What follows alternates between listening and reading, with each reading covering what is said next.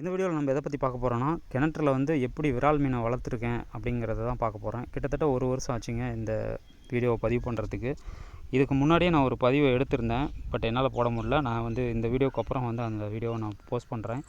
அதில் வந்து நல்லா தரமாக குஞ்சு பறிச்சுட்டு விரால் மீன் கிட்டத்தட்ட 100கணக்கான குஞ்சுகளை வச்சுட்டு நான் அதை பார்த்துருந்தேன். ஸோ இதில் என்னென்னா, ஃபஸ்ட்டு நமக்கு தெரிஞ்சுக்க வேண்டியது, இதுக்கு விரால் மீனுக்கு உணவாக கொடுக்குற திலேப்பி மீனாக இருக்கட்டும், இல்லை சிறுவகை மீனாக இருக்கட்டும், அதை ஃபஸ்ட்டு கொண்டாந்து நம்ம கிணத்துல விட்டுறணும். இந்த தண்ணி வந்து நன்னீராக இருந்துச்சுன்னா இன்னும் பெட்டராக இருக்கும். ஏன்னா நன்னீரில் ஈஸியாக வந்து பாசி பிடிக்கும். அது திலேப்பியா மீன்களுக்கு உணவாக இருக்கும். விரால் மீன்களுக்கு திலேப்பியா மீன் உணவாக இருக்கும். நல்ல சூப்பரான க்ரோத் இருக்குங்க இதுக்கு.